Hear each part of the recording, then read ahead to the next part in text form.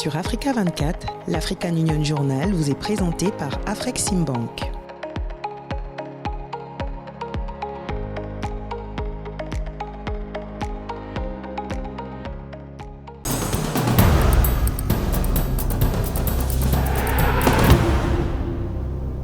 Bienvenue dans l'African Union Journal, votre rendez-vous hebdomadaire avec l'actualité au sein de l'Union africaine.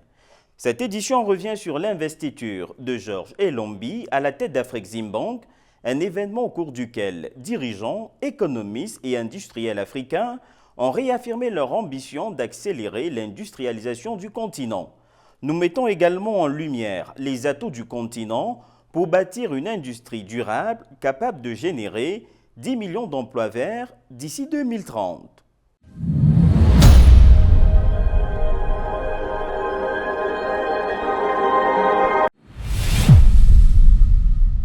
Réunis au Caire à l'occasion de la cérémonie d'investiture de Georges Elombi à la tête de la Banque africaine d'import-export, décideurs industriels et économistes africains ont débattu d'un enjeu crucial, l'industrialisation du continent. Objectif affiché, bâtir une chaîne de valeur africaine intégrée, capable de transformer localement les ressources du continent et de créer des millions d'emplois. Un reportage de Lucrèce Mbongo-Levina. Au Caire, les 24 et 25 octobre 2025, la cérémonie d'investiture de Georges Elombi, nouveau président d'Afreximbank, s'est transformée en forum sur l'avenir industriel de l'Afrique. Devant les représentants de plusieurs gouvernements, du secteur privé et des institutions financières, un message clair a été lancé. L'Afrique doit produire, transformer et consommer ce qu'elle crée. Pour Afreximbank, cette nouvelle étape coïncide avec un engagement renouvelé, soutenir la transformation structurelle du continent à travers des mécanismes de financement adaptés et une meilleure intégration régionale. Afreximbank créera donc un nouveau volet de financement à fort impact, spécifiquement pour les projets qui transforment les minéraux bruts en produits semi-finis ou finis. L'objectif est clair, faire de l'Afrique un espace où la valeur ajoutée se crée sur place et non à l'étranger. Un défi que connaît bien Gangan Gupta, l'un des principaux développeurs de zones économiques spéciales en Afrique.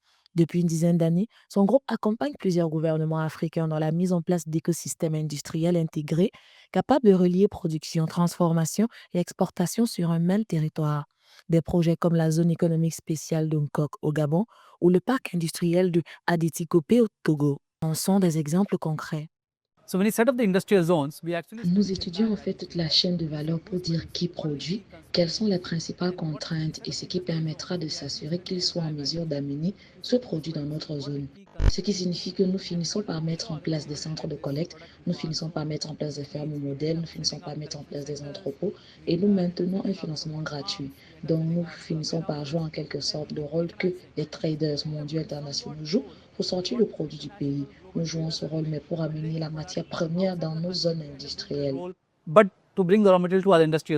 Des projets comme ceux d'Araïs au Gabon, au Bénin ou au Togo illustrent la dynamique en cours, connecter la production, la transformation et l'exportation dans des écosystèmes industriels intégrés. Mais pour aller plus loin, le continent doit encore renforcer ses infrastructures, harmoniser les réglementations et investir dans le capital humain. Nous travaillerons à stopper l'exportation de notre potentiel brut en transformant ce que nous produisons, en construisant des chaînes de valeur régionales et en favorisant des industries locales. Nous pouvons créer des emplois et nous créerons des emplois, retenir la richesse et stimuler la croissance à travers le continent. Nous nous concentrerons sur le développement d'industries stratégiques capables de promouvoir l'industrialisation et la création d'emplois. L'intégration économique africaine, portée notamment par la zone de libre-échange continentale africaine, ouvre la voie à un marché commun de plus d'1 milliard de consommateurs. Si la volonté politique s'accompagne d'une vision industrielle claire, l'Afrique pourrait enfin prendre le contrôle de ses chaînes de valeur. Car pour les leaders présents à la cérémonie d'investiture, l'avenir industriel de l'Afrique ne se discutera plus ailleurs. Il se bâtira ici par les Africains en Afrique. La hausse du commerce intra-régional africain en 2024, portée par la ZLECAf, masque de fortes disparités. La ZLECAf, associée à des politiques industrielles régionales coordonnées, est cruciale pour l'intégration du continent. Elle libéralise les échanges, renforce les chaînes de valeur et améliore la compétitivité. Cette synergie favorise la croissance, l'industrialisation, la création d'emplois, les investissements et la réduction de la pauvreté. Samantha Saberou Saboubanga nous en dit plus. La zone de libre-échange continentale africaine, ZLECAf, et les politiques industrielles régionales sont des leviers fondamentaux pour l'intégration de l'Afrique. La ZLECAf a pour objectif de libéraliser le commerce entre les nations africaines, tandis que les politiques industrielles régionales sont axées sur l'établissement de chaînes de valeur et le renforcement de la compétitivité du continent. En étant coordonnées, ces deux stratégies sont un puissant moteur de croissance économique, d'industrialisation, de création d'emplois et d'attraction des investisseurs, contribuant ainsi à la réduction de la pauvreté. Supporting infrastructure. L'amélioration des infrastructures soutenant le commerce s'est révélée essentielle au cours des CROACAC dernières années, depuis le début de nos échanges dans le cadre de la ZLECAf. Il est désormais clairement établi que l'un des principaux obstacles au commerce intra-africain réside dans le manque d'infrastructures adéquates permettant à ce commerce de croître durablement. Nous collaborons étroitement avec nos institutions de financement, en particulier la Banque africaine de développement, afin de relever ces défis liés au financement du commerce et des infrastructures. À mon avis, le point de départ doit être la suppression des barrières qui freinent ou empêchent la mise en place des chaînes de valeur efficaces à travers le continent. And also of financing infrastructure. L'Afrique ambitionne de réussir sa transformation industrielle pour réduire sa dépendance aux industries extractives. Le secteur manufacturier, 13% du PIB en 2023, pourrait atteindre 13% d'ici 2043, ajoutant jusqu'à 168 milliards de dollars au PIB grâce à des réformes et politiques ciblées. Selon un rapport d'Afreximbank de mars 2025, les échanges commerciaux intra-africains ont atteint 208 milliards de dollars en 2024, soit une croissance de 7,7% par rapport à 2023. L'Afrique australe est le moteur de ces échanges avec 58,1 milliards de dollars, suivi de l'Afrique de l'Ouest, 52,8 milliards, l'Afrique de l'Est 46,8 milliards, l'Afrique du Nord 31 milliards et l'Afrique centrale 19,4 milliards de dollars. The starting point in my view is to eliminate the barriers. Une fois les chaînes de valeur établies, la question suivante est de savoir comment s'étendre vers de nouveaux marchés. Cela passe notamment par la réduction des barrières commerciales, l'élimination des droits de douane et la facilitation des échanges entre les pays africains. Nous savons que cet objectif est réalisable. Nous en avons eu la preuve immédiatement après la pandémie du Covid-19 avec la mise en place réussie d'une chaîne de valeur pour la production des vaccins en Afrique. After COVID-19, on the establishment of a vaccine value chain for the continent of Africa. La progression notable du commerce intra-régional observée au cours de 2024 trouve sa justification première dans l'accélération et la consolidation de la mise en œuvre de la zone de libre-échange continentale ZLECAf. Ce mécanisme conçu pour démanteler les barrières tarifaires et non tarifaires commence à produire des effets tangibles, favorisant une intensification des échanges de biens et de services entre les nations africaines. Together as the continent. One of them is pharmaceuticals. Look at the statistics when it comes to the pharmaceutical products that we import into the continent. Of course, look at what happened during the COVID period. Vous allez n'importe où dans le continent, vous regardez les échelons et surprenamment, vous trouverez beaucoup de produits agricoles des États-Unis, vous trouverez beaucoup de produits agricoles de l'Europe. Et la question est, en termes d'agro-processing, qu'est-ce que nous ne faisons pas de la bonne façon? You go to any place in the continent, you look at the shelves, and surprisingly, you'll find a lot of agricultural products from the US, you'll find a lot of agricultural products from Europe. And the question is, in terms of agro-processing, what is it that we're not doing right? En dépit des progrès, le commerce intra-régional demeure vulnérable à la volatilité des prix et aux chocs externes. Les échanges sont entravés par des fortes restrictions tarifaires et non tarifaires et des coûts des transports élevés dus à la mauvaise qualité des infrastructures. Pour renforcer la résilience et créer une croissance durable, il est impératif d'accélérer l'industrialisation, la production de biens à plus forte valeur ajoutée et la diversification économique. L'Afrique n'est responsable que de 3,8% des émissions mondiales de gaz à effet de serre, mais elle subit de plein fouet les conséquences du changement climatique. Avec plus de 60% des terres arables non exploitées de la planète, le continent dispose d'atouts majeurs pour réussir sa transition verte. Entre nécessités environnementales et opportunités économiques, la course vers une industrie durable est lancée, avec en ligne de mire la création de plus de 10 millions d'emplois verts d'ici 2030, selon la Banque africaine de développement. Nana Kamsungom pour plus de détails. Le continent africain fait face à un double impératif: accélérer son industrialisation tout en respectant les engagements climatiques. Selon la Banque mondiale, plus de 600 millions d'Africains n'ont toujours pas accès à l'électricité. Pourtant, l'Afrique détient près de 60% du potentiel solaire mondial, ce qui en fait un acteur stratégique de la transition énergétique mondiale. D'après la Banque africaine de développement, le changement climatique pourrait entraîner une baisse de 15% du PIB dans certains pays d'ici 2030 si aucune mesure verte n'est adoptée.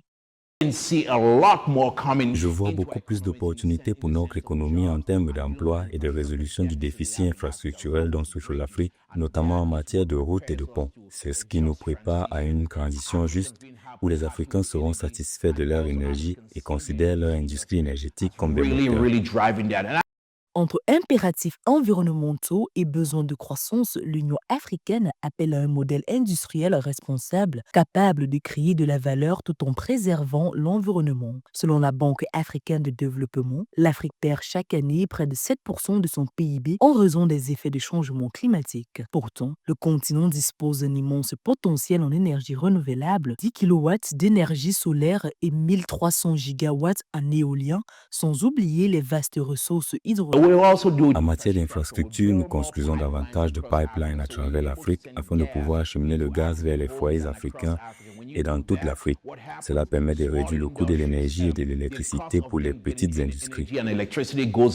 L'Afrique est confrontée au défi de financement d'infrastructures et des capacités techniques pour sa transition verte, mais elle a de nombreuses opportunités industrielles dans les énergies renouvelables. L'Union africaine, dans son agenda 2063, ambitionne de combler les déficits énergétiques, de devenir un leader de la transition mondiale et de construire une économie verte durable, notamment grâce à la zone de libre-échange continentale africaine et des partenariats équilibrés. Nous devons combler le déficit en infrastructure. À l'heure actuelle, nous devons investir plus de 17 milliards de dollars pour réparer nos raffineries, tout comme celles du Cameroun, du Nigeria ou de l'Angola. En réparant ces raffineries, nous créons davantage d'opportunités, nous cessons d'importer des produits coûteux de l'étranger et nous utilisons la production locale pour faire progresser le PIB.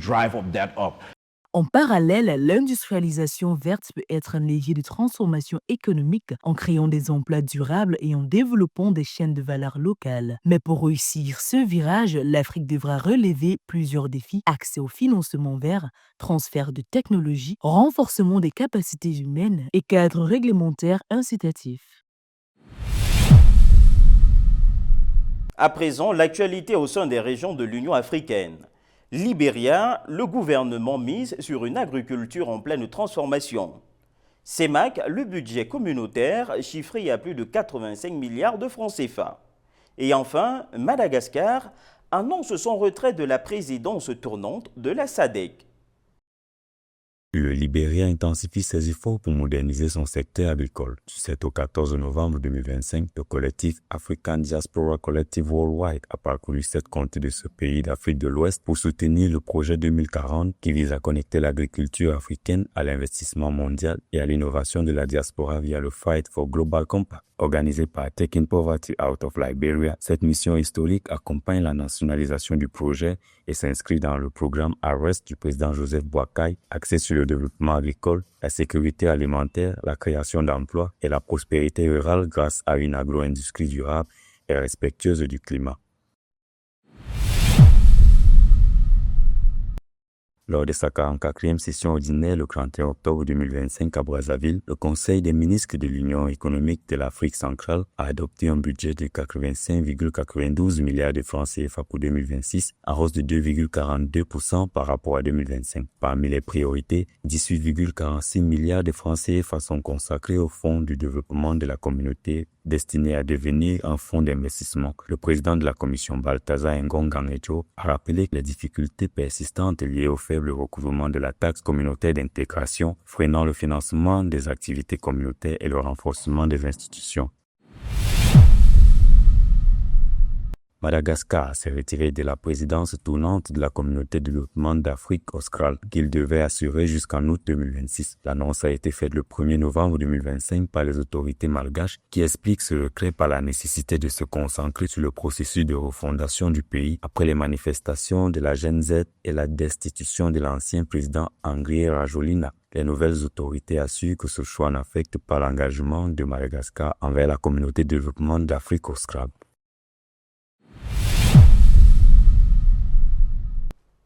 Lors de la visite d'État du président sud-africain Cyril Ramaphosa en Suisse, 5 accords stratégiques ont été signés portant sur les domaines tels que la médiation pour la paix, la formation technique, le commerce, le développement urbain et les échanges culturels. Ces accords visent à renforcer les relations bilatérales entre les deux pays et à promouvoir des initiatives de croissance économique, de stabilité politique et de durabilité. Ce partenariat marque une nouvelle étape dans la coopération entre l'Afrique du Sud et la Suisse avec des retombées positives attendues pour les deux nations. Plus de détails avec Sarah Adjei. À l'occasion de la visite d'État du président sud-africain Cyril Ramaphosa en Suisse le 29 octobre 2025, 5 accords clés ont été signés. Ceci inclut la médiation internationale pour la paix, la coopération en formation technique, la modernisation de l'accord de libre-échange, AELISACO, le développement urbain durable et les échanges culturels. Ces accords soulignent l'engagement de l'Afrique du Sud dans la diplomatie mondiale et la résolution des crises. Des discussions ont également abordé les relations commerciales, le développement économique, les partenariats scientifiques et la résilience démocratique. Nous croyons que la paix n'est pas nécessairement le silence après que les bruits de la guerre ont cessé. La paix suppose la justice et le développement. Elle suppose la prospérité des communautés et la croissance des économies. L'Afrique du Sud soutient les efforts de la Suisse pour promouvoir la paix à travers la médiation et la diplomatie.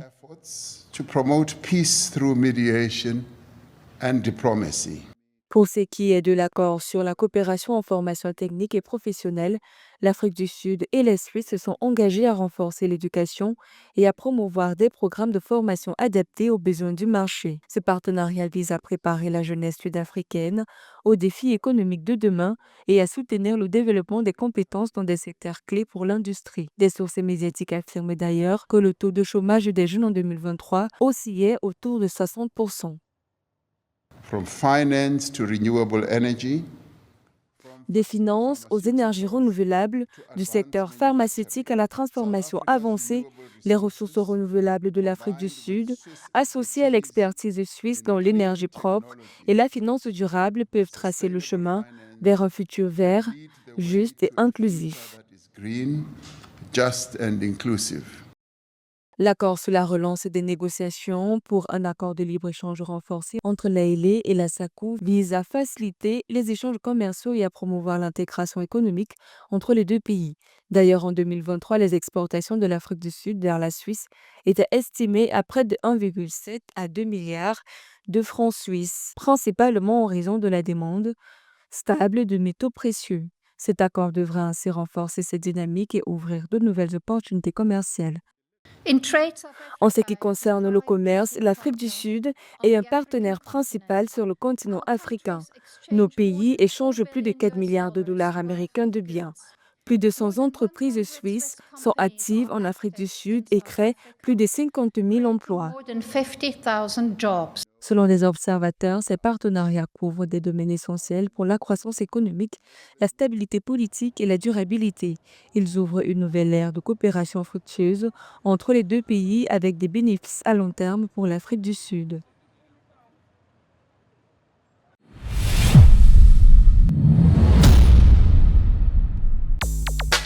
Les 24 et 25 novembre 2025, Luanda, en Angola, accueillera le sommet Union européenne-Union africaine, marquant les 25 ans d'un partenariat stratégique entre les deux continents. Co-présidé par le président angolais João Lourenço et le président du Conseil européen Antonio Costa, ce sommet réunira les dirigeants africains et européens pour approfondir leur coopération sur les enjeux majeurs, paix et sécurité, intégration économique, développement durable, numérique, migration et mobilité.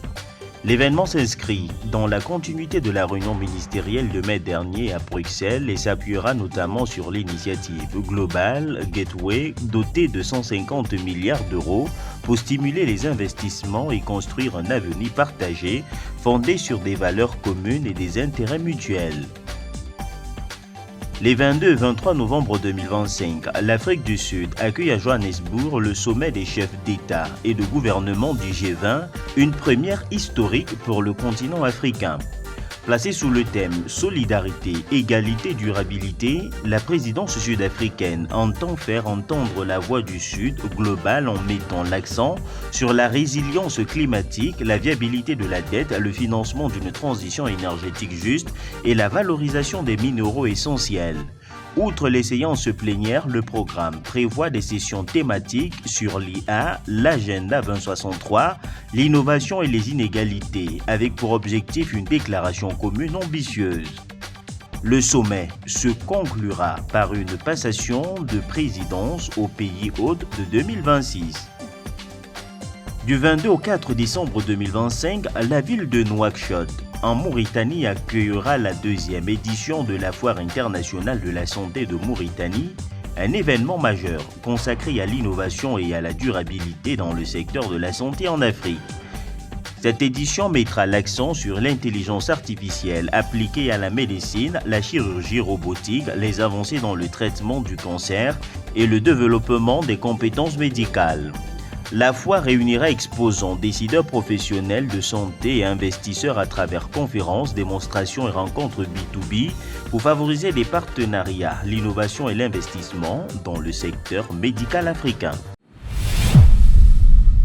Richard Attias, stratège mondialement reconnu et fondateur de Richard Attias et Associates, a conçu plus de 1000 événements internationaux et accompagné dirigeants et États dans le renforcement de leur influence.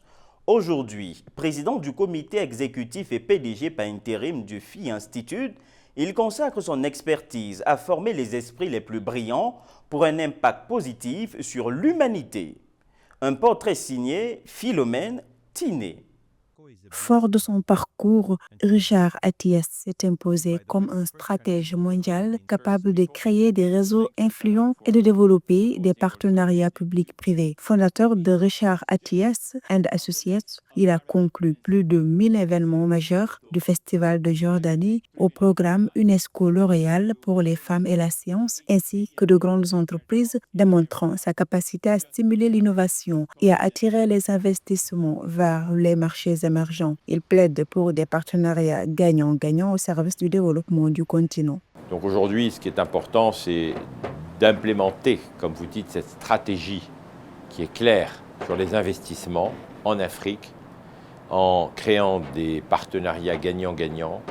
Richard Attias occupe actuellement les fonctions de président du comité exécutif et de PDG par intérim de l'Initiative d'investissement futur, une organisation mondiale à but non lucratif dont la mission centrale est de créer un impact positif sur l'humanité. Animé par une vision innovante, il encourage la créativité dans le domaine de l'intelligence artificielle afin de permettre au continent de valoriser pleinement ses talents. D'ailleurs, comme vous l'avez remarqué, on n'a pas d'accent très particulier sur l'intelligence artificielle.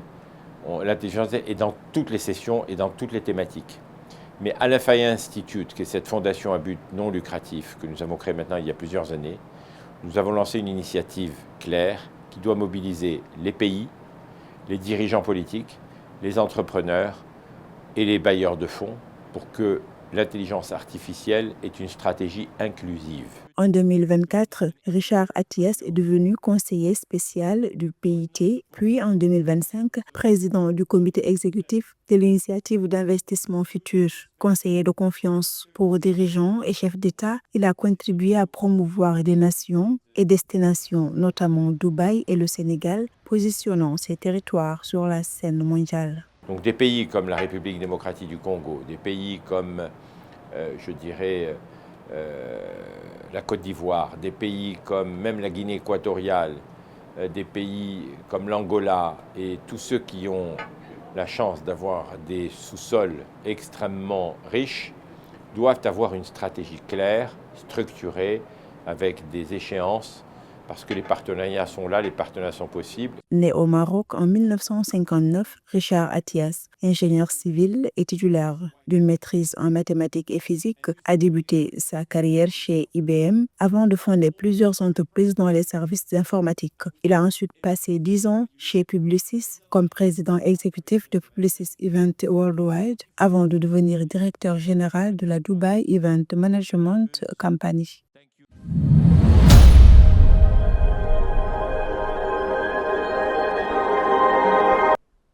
Merci d'avoir suivi cette édition de l'African Union Journal. Restez connectés sur Africa 24 pour suivre le meilleur de l'actualité africaine en streaming et en replay sur notre site web africa24tv.com, sur Play Store, sur l'application MyAfrica 24 et sur l'ensemble de nos réseaux sociaux.